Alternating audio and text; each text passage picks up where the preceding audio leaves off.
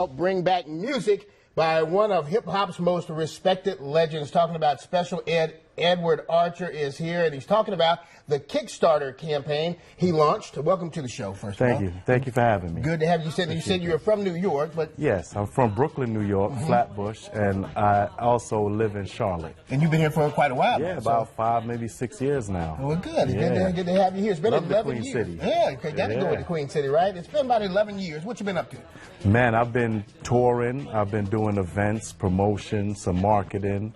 I've been doing some production as well and mentoring some younger artists. That's cool. Helping them with developing their craft and their albums and you know, their music in general. All right, so when you finish your music career, it's all about continuing to help other people do things too. Is you still your music career? Definitely. Part of it. The same way someone helped me when I was 15, I have to reach back out and I have to help the younger generation coming up that needs help. Everyone needs a helping hand. A lot of people forget that. I'm not going to call any names, but a lot of people sometimes forget that, so that's good to hear. All right, talk about the album. What's the album? Well, the album is called The Return of King Edward, and that is I, King Edward. Yeah, okay. So basically, I just wanted to come back out with some real, genuine, original type of hip-hop.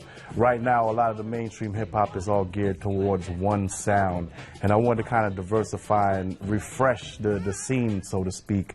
And with today's technology and everything, I figured the best way would be the direct approach online. You know, so I launched a Kickstarter campaign, and I have my social media buzzing, and I'm going around and doing my press, and here we are. It's not uncommon for artists to do that, is it? Now, they're a little bit older. I say that because I'm older, too, so I can get away with saying that to you. But to actually go back and say, I want to come back with something new, with all the new technology and see, that's pretty normal, right? Yeah, well, you have to adapt to the times in anything, you know what I mean? So it only makes sense, you know.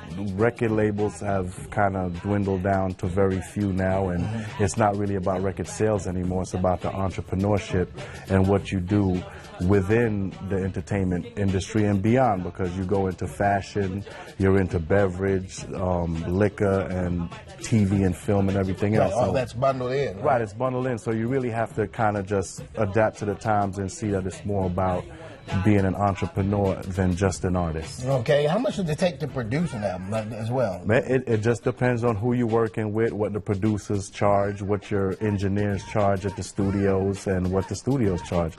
Then someone like me, I travel around. Like if I'm recording, I'll go to London to work with people in London, and then I'll come back and go to LA to work with people there, and so on and so forth. I'm also working with some local producers here in Charlotte, you know, KT, GU Dollar, DR, and I have some vocalists as well from Charlotte, Q and Super Dave, that are featured on the album. So, you know, to me it doesn't matter where you're from, it's what vibe you're on, what it sounds like, and so far everything is going well. How little or how much can fans contribute to your Kickstarter campaign? Well, you can contribute as little as you want or as much as you want, from $1 all the way up to $100,000. It's all on you. I hear you. All right, all right, here we go. For more information on how you can support Special Ed, log on to WBTV.com. Look in the Web Extra section under the Home tab. Just one quick word to anybody out there, a young kid who may be looking to get into the music industry. What advice would you give them right off the bat?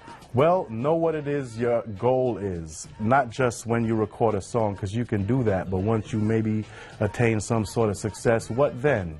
What about distribution, licensing, synchronization? You know, think about the different avenues and the different streams of income that music encompasses, and see where you want to be, whether it's a producer, you want to own a record label, what your future goals are once you reach that. A whole lot of different avenues, right? Oh, absolutely, absolutely. Special Ed, great to meet you and talk to you. Appreciate it. Good to know you're here in Charlotte, too. Oh, yeah, absolutely. Shout outs to the Queen City in Brooklyn, New York. All right, good deal. All right, time now to get back to our Sound Off Charlotte.